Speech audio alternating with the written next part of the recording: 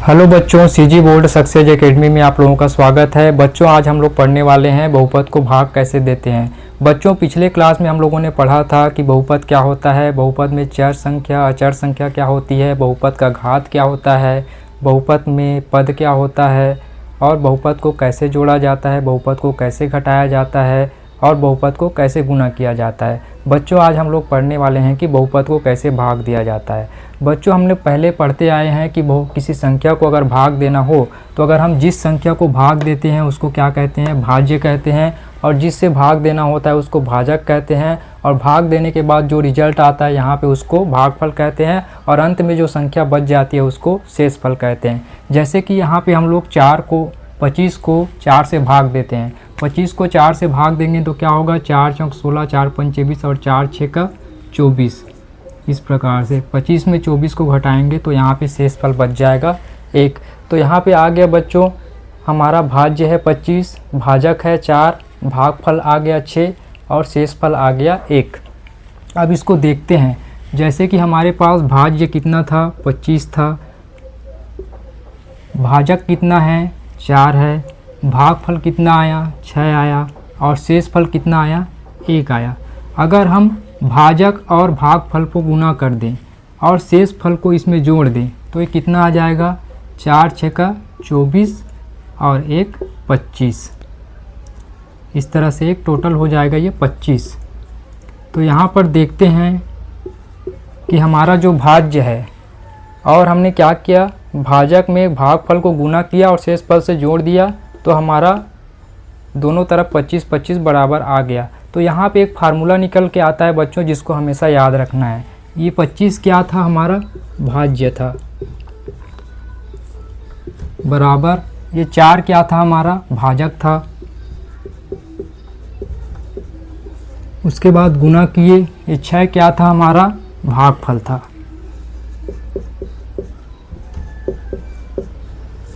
उसके बाद प्लस किए किसको, 1 को, 1 क्या था, शेषफल था, शेषफल। तो बच्चों हमारे पास ये फार्मूला निकल के आ गया, भाज्य बराबर भाजक गुणित भागफल धन शेषफल। तो इसको हमेशा याद रखना है क्योंकि ये आगे हमारा काम आने वाला है।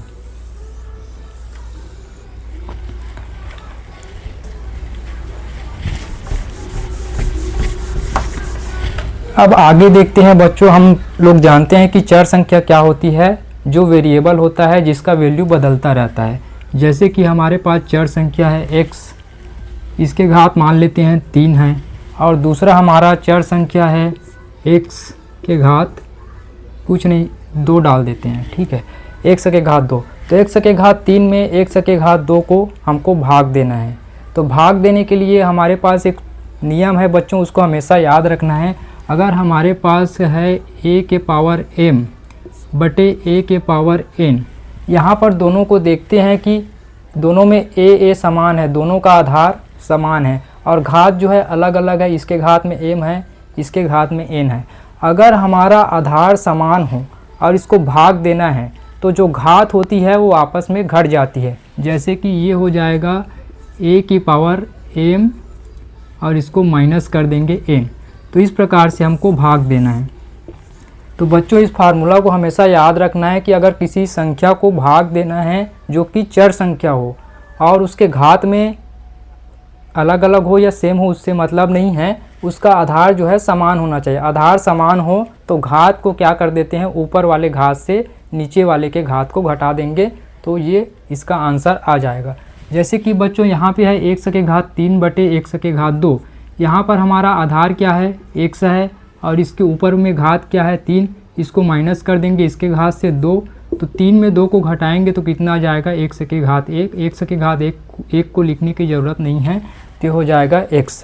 तो इस प्रकार से हमको भाग करना है बच्चों। ये जो मैं अभी बता रहा हूँ आप लोगों को, ये एक पद बहुपद से भाग देने का नियम है। जैसे कि अगर एक ही पद हो, जैसे 3x है, एक ही पद है, खाली x हो, एक ही पद है, तो इस प्रकार से भाग दे सकते हैं। अगर हमारे पास एक से अधिक पद हो, जैसे कि 3x धन 1, ये हमारा भाजक रहेगा, तो इसका अलग नियम है, इसको हम लोग आगे पढ़ेंगे। तो अभी हम लोग पढ़ने वाले हैं अगर भाजक जो है एक ही पद का बहुपद हो तो उसको भाग कैसे देते हैं। तो चलिए बच्चों आज का फर्स्ट प्रश्न देख लेते हैं।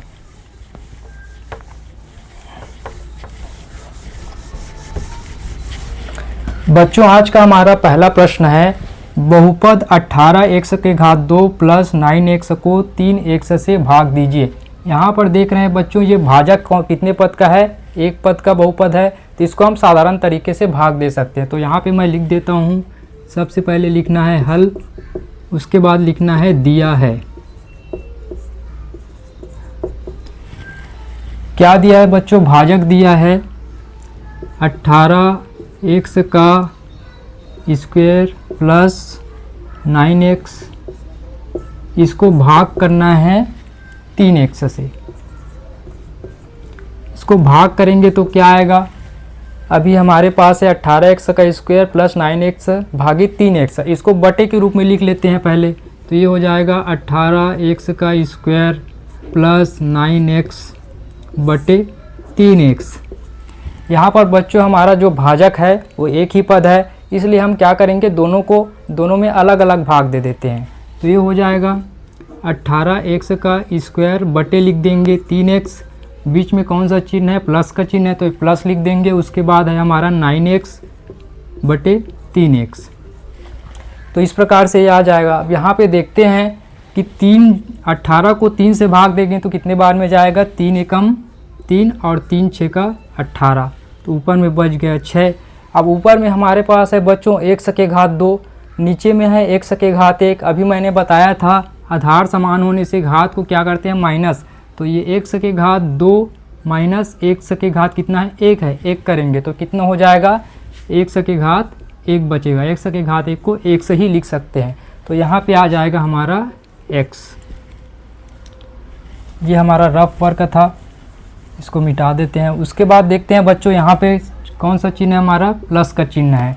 यहाँ पे देखते हैं ऊपर में 9 है और नीचे में 3 है, तो 9 को 3 से भाग देंगे तो कितनी बार में जाएगा, 3 एकम 3 और 3 तिया 9।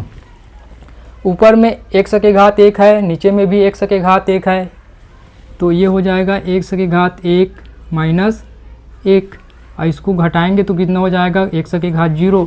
किसी भी संख्या के घात में अगर 0 होता है तो उसका वैल्यू आता है 1। या फिर बच्चों हम इसको डायरेक्ट काट भी सकते हैं, यहाँ पे 1 x है और यहाँ पे भी 1 x है, दोनों आपस में कट जाएगा। तो ऊपर में कितना बच गया, सिर्फ 3 बच गया। तो ये हमारा आंसर आ जाएगा बच्चों, इसका आंसर आ गया 6x धन 3।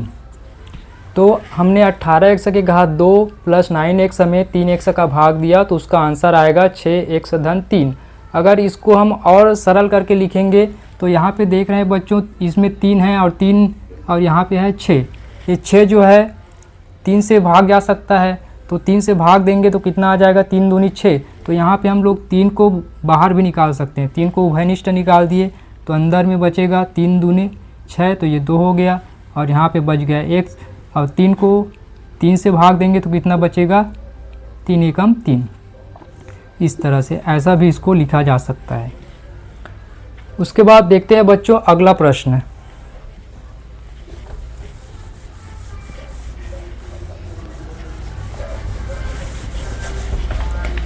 हमारा दूसरा प्रश्न है, यहाँ पे बहुपद 2x के घात 3 प्लस 12x प्लस 6 को 2x से भाग दीजिए।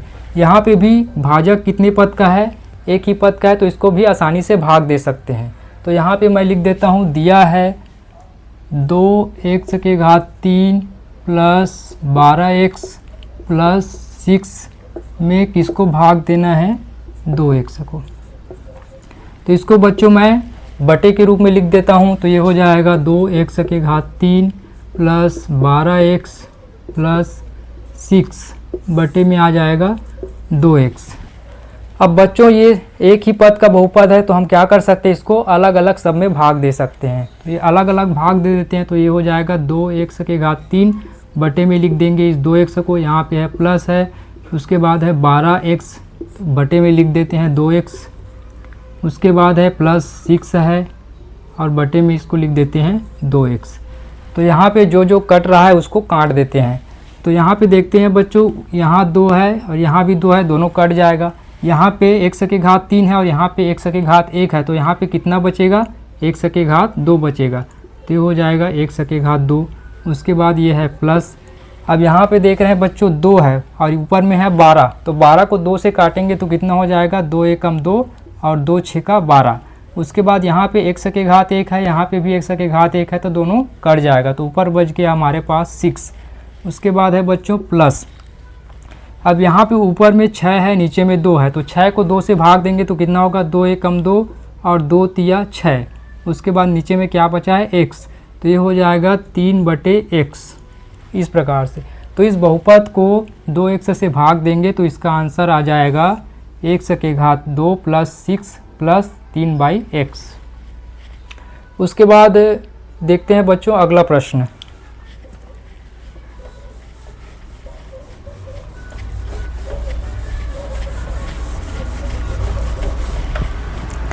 अगला प्रश्न है हमारे पास, एक कार 4 घंटे में x किलोमीटर की दूरी तय करती है, कार की चाल ज्ञात कीजिए। तो हमारे पास दिया है बच्चों, एक कार जो है 4 घंटे में x किलोमीटर की दूरी तय करती है। हमको दिया है दूरी कितना दिया हुआ है, x किलोमीटर दिया हुआ है, दूरी दिया है हमारे पास है x किलोमीटर। और क्या दिया हुआ है, एक कार 4 घंटे में, समय दिया है, समय कितना दिया हुआ है बच्चों, 4 घंटे, तो हो जाएगा 4 घंटे। हमको क्या ज्ञात करना है, चाल ज्ञात करना है, कार की चाल। तो कार की चाल का यहाँ पे लिख देता हूँ मैं, कार की चाल ज्ञात करने का सूत्र होता है बच्चों, चाल बराबर होता है दूरी बटे समय, दूरी बटे समय। इस सूत्र को हमेशा याद रखना है, अगर किसी भी का चाल ज्ञात करने को पूछा जाए तो उसका सूत्र होता है चाल बराबर दूरी बटे समय। तो हमारे पास क्या दिया हुआ है, दूरी कितना दिया हुआ है, 1 किलोमीटर, समय कितना दिया हुआ है, 4 घंटे। तो कार की चाल क्या हो गई, 1/4। और लेकिन इसका अगर हमको इकाई लिखना है, यूनिट लिखना है, तो 1 किस में है, किलोमीटर में है, और 4 किस में है, समय घंटे में है, तो हो जाएगा घंटा। तो इसका आंसर हो गया चाल बराबर 1/4 किलोमीटर प्रति घंटा। ये जो है कार की चाल का आंसर आ गया हमारे पास। इसके बाद बच्चों अगला प्रश्न देखते हैं।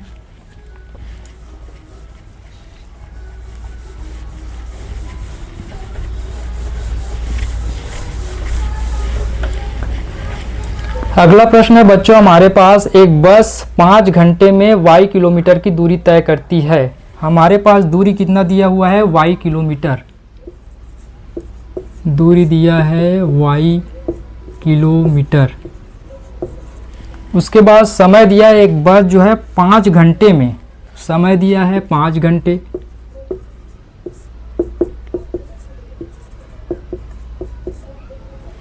उसके बाद हमको क्या पूछा गया है कि बस की चाल ज्ञात कीजिए। तो हमको ज्ञात करना है बस की चाल। अभी मैंने फार्मूला बताया था बच्चों, चाल बराबर क्या होता है, दूरी बटे समय, दूरी बटे समय। हमको ज्ञात करना है बस की चाल। हमको क्या दिया हुआ है, दूरी दिया हुआ है y किलोमीटर, तो हमने लिख दिया y, और समय कितना दिया हुआ है 5 घंटे, तो हमने लिख दिया ये 5। अब इसके यूनिट को लिखेंगे तो y है किलोमीटर में, और समय किस में है, घंटे में, तो हो जाएगा बस की चाल कितना हो जाएगा, y/5 किलोमीटर प्रति घंटा। इस प्रकार से इसको बनाना है। अब उसके बाद अगला प्रश्न देखते हैं बच्चों।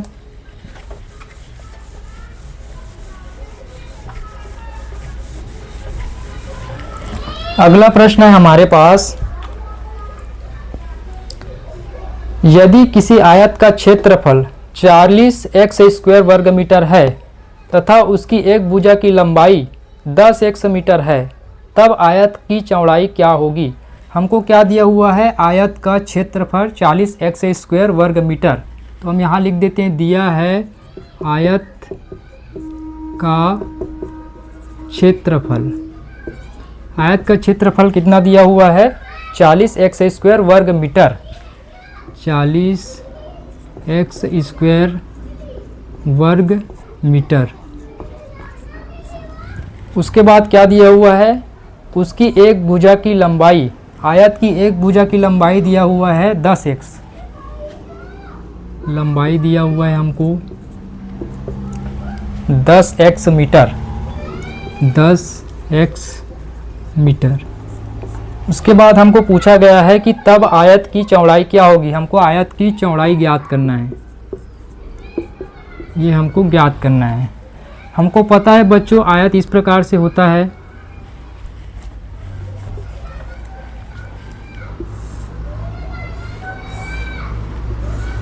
इस प्रकार से आयत होता है जिसमें हमको लंबाई दिया हुआ है 10x। इसको मान लेते हैं आयत ABCD। ये एक इसकी लंबाई दिया हुआ है 10x मीटर। उसके बाद हमको इसकी चौड़ाई ये जो है ज्ञात करना है। तो हम बच्चों हमको दिया हुआ है आयत का क्षेत्रफल कितना दिया हुआ है 10x² वर्ग मीटर। तो हमारे पास एक सूत्र होता है आयत का क्षेत्रफल बराबर होता है लंबाई गुणित चौड़ाई। इसको हमेशा याद रखना है कि आयत का क्षेत्रफल बराबर क्या होता है लंबाई गुणित चौड़ाई। तो आयत का क्षेत्रफल हमको कितना दिया हुआ है 40x² वर्ग मीटर। तो यहाँ पर हम लिख देते हैं 40x² बराबर आयत की लंबाई कितना दिया हुआ है 10x। तो यहाँ पे मैं लिख देता हूँ 10x। हमको क्या ज्ञात करना है चौड़ाई। चौड़ाई हमको दिया नहीं है, इसको ज्ञात करना है, तो यहाँ लिख देता हूँ चौड़ाई। तो बच्चों अब हम क्या करेंगे, चौड़ाई ज्ञात करना है तो इस 10x को इधर पक्षांतर करेंगे। इधर गुना में तो इधर आके क्या हो जाएगा भाग में हो जाएगा। तो इसको मैं इधर लिख देता हूँ, चौड़ाई को पहले लिख देता हूँ। यहाँ पे है 10x का स्क्वायर, इसको लिख देता हूँ। अब इस 40x का स्क्वायर को लिख दिया मैंने। अब इस 10x को इधर पक्षांतर करेंगे तो ये हो जाएगा भाग में हो जाएगा 10x। अब यहाँ पर बच्चों जो जो करता है उसको काट देते हैं। तो यहाँ पर है 10 एकम 10 और 10 चौक 40। यहाँ पर x के घात 2 है, यहाँ पर x के घात 1 है। तो यहाँ पर x का घात 1 घट जाएगा तो कितने बचेगा, सिर्फ x ही बचेगा। तो ये हो जाएगा 4x। तो इस प्रकार से बच्चों हमारे पास आयत का चौड़ाई आ गया 4x, जो कि हमें ज्ञात करना था। तो नीचे में हम लिख देंगे कि आयत का चौड़ाई 4x होगा। अब उसके बाद बच्चों अगला प्रश्न देखते हैं।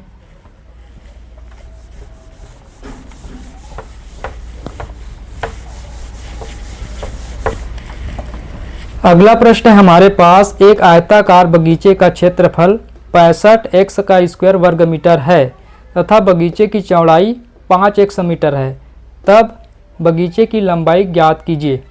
हमारे पास दिया हुआ एक आयताकार बगीचा जिसका क्षेत्रफल दिया है 65x के घात 2 वर्ग मीटर। तो हमको लिख देते हैं, जो दिया है उसको लिख देते हैं कि बगीचे का आयताकार बगीचे का क्षेत्रफल, आयताकार बगीचे का क्षेत्रफल कितना दिया हुआ है 65x² वर्ग मीटर। 65x² वर्ग मीटर। उसके बाद बच्चों हमारे पास दिया हुआ है बगीचे की चौड़ाई। बगीचे की चौड़ाई दिया हुआ है 5x मीटर। हमको क्या ज्ञात करना है, बगीचे की लंबाई ज्ञात करना है। लंबाई ज्ञात करना है इस तरह से। तो हमको पता है बच्चों यहाँ पर क्या दिया हुआ है आयताकार बगीचे। तो बगीचे का आकार किस प्रकार से है, एक आयताकार है। इसमें हमको दिया है आयताकार बगीचे का क्षेत्रफल दिया हुआ है और क्या दिया है बगीचे की चौड़ाई। तो ये चौड़ाई दिया हुआ है हमको 5x मीटर और हमको ये लंबाई जो है ज्ञात करना है। तो अभी हमने पढ़ा है बच्चों आयत का क्षेत्रफल। आयत का क्षेत्रफल क्या होगा, क्योंकि ये आयताकार बगीचा है तो आयत का क्षेत्रफल ही देखेंगे। आयत का क्षेत्रफल होता है लंबाई गुणित चौड़ाई। क्षेत्रफल कितना दिया हुआ है 65x का स्क्वायर, तो लिख देंगे 65x का स्क्वायर इक्वल टू लंबाई क्या है, लंबाई हमको ज्ञात करना है तो हम यहाँ पर लंबाई ही लिख देते हैं, गुणित चौड़ाई कितना दिया हुआ है 5x मीटर, तो ये हो जाएगा 5x। अब उसके बाद देखते हैं बच्चों, यहाँ पर 65x का स्क्वायर है, लंबाई हमको ज्ञात करना है, चौड़ाई 5x दिया हो। अगर इस 5x को इधर पक्षांतर कर देंगे तो लंबाई हमको पता चल जाएगा। यहाँ पर 5x किस में है, गुना में है, इधर आएगा तो किस में हो जाएगा, भाग में हो जाएगा। तो यहाँ पर हम लिख देते हैं लंबाई बराबर 65x के घात 2 बटे 5x। अब जो कटता है उसको काट देते हैं बच्चों, जैसे कि 65 जो है 5 से कट जाएगा तो 5 एकम 5 हो जाएगा, यहाँ पर 5 एकम 5, एक बच गया तो कितना हो जाएगा 15, और 5 तिया 15। यहाँ पर x के घात 2 है, यहाँ पर x के घात 1 है, कितना x बचेगा, सिर्फ एक x बचेगा। तो ये लंबाई हो जाएगा हमारे पास 13x मीटर, यही हमको ज्ञात करना था। तो हम नीचे लिख देंगे कि इस आयताकार बगीचे की लंबाई 13x मीटर होगी। तो बच्चों अब आगे अगला प्रश्न देखते हैं।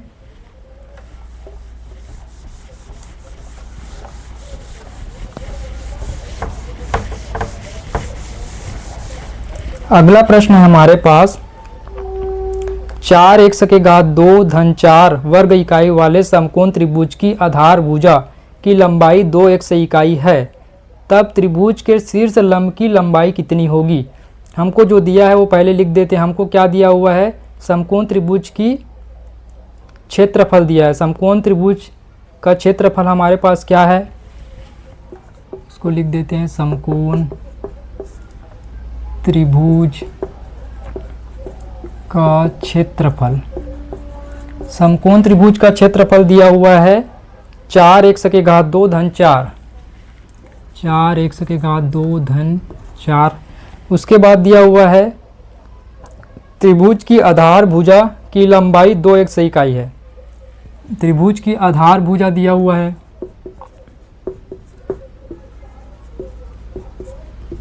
आधार भुजा की लंबाई दिया हुआ है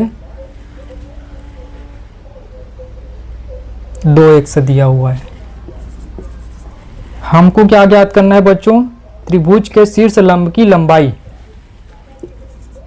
शीर्ष लंब की लंबाई ये हमको ज्ञात करना है। हम जानते हैं कि समकोण त्रिभुज का जो कोण है वो 90 डिग्री का होता है, एक कोण। तो ये समकोण त्रिभुज का ये बन गया समकोण त्रिभुज, और इसका ये कोण बन गया 90 डिग्री। हमको इसमें क्या क्या दिया हुआ है, समकोण त्रिभुज, इस त्रिभुज का पूरा क्षेत्रफल दिया हुआ है 4x के घात 2 धन 4, और आधार भुजा की लंबाई ये होती है आधार भुजा। इस आधार भुजा की लंबाई हमको दिया हुआ है 2x, और हमको पूछा गया है शीर्ष लंब की लंबाई। शीर्ष लंब होता है ये, इसको ऊंचाई भी बोलते हैं। इसको हमको क्या करना है, ज्ञात करना है, इसको हमको ज्ञात करना है। तो बच्चों हम इसको मान लेते हैं कि ये आधार भुजा की लंबाई को a मान लेते हैं, और शीर्ष लंब की ऊंचाई को b मान लेते हैं, और इसको मान लेते हैं c। तो हम जानते हैं बच्चों कि समकोण त्रिभुज का क्षेत्रफल क्या होता है। समकोण त्रिभुज का क्षेत्रफल, समकोण त्रिभुज का क्षेत्रफल होता है बच्चों 1/2 आधार गुणित ऊंचाई। इस फार्मूला को आपको हमेशा याद रखना है कि समकोण त्रिभुज का क्षेत्रफल क्या होता है। समकोण त्रिभुज का क्षेत्रफल होता है 1/2 आधार गुणित ऊंचाई।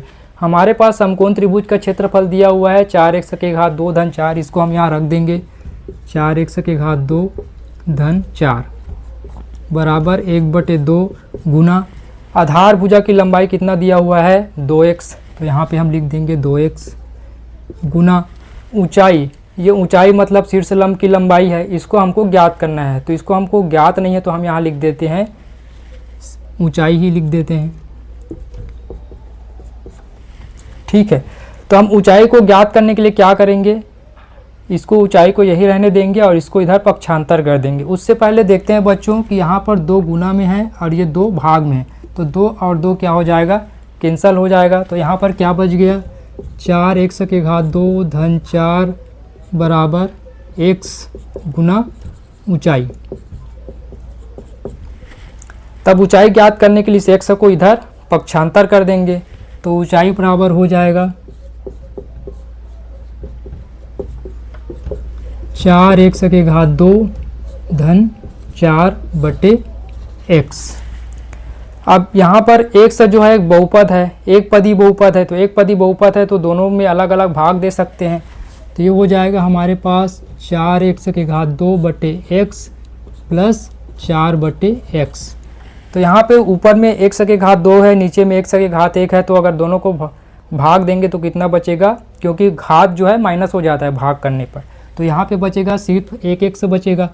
तो हो जाएगा 4x प्लस यहाँ पे है 4 बटे x।